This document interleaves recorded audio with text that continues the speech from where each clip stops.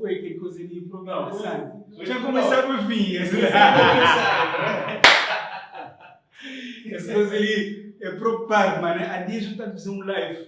Um amigo meu, um brother que está a fazer um trabalho interessante na prevenção de toxicodependência. Entrou um brother no meio de conversa que estava, né, completamente num polo completamente diferente. Ele vai perguntar. Eu perguntava a Charles porquê que termina a vídeo de cicatriz.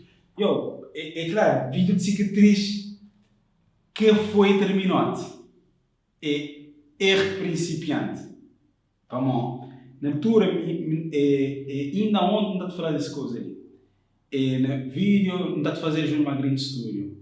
E não tinha escolhido um cenário de verde, que era um pouco ali nessa época ali, pós-chuva, não tinha gravado parte de vídeo, à fronte de eu não tenho que dar satisfação, não tenho que dizer aquilo outro.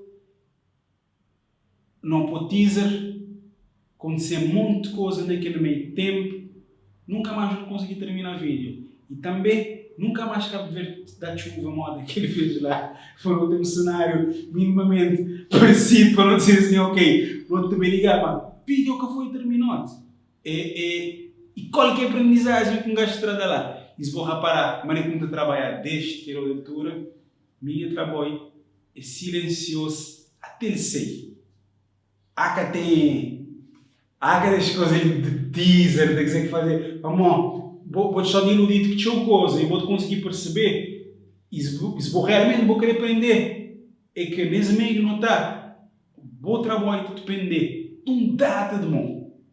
E às vezes vou te falar na data, vou te falar compromisso, para mais data de mão que só te envolvido na ele. Vou te entender? Então, desde lá servir como aprendizagem, tem as coisas de teaser que fazer, até processo já pôr na net. Olha, nem questão da. Nem aquele vídeo de upload, por exemplo, um cada da minha, ter estotes online, conta para coisa, puf, sem não satisfação, até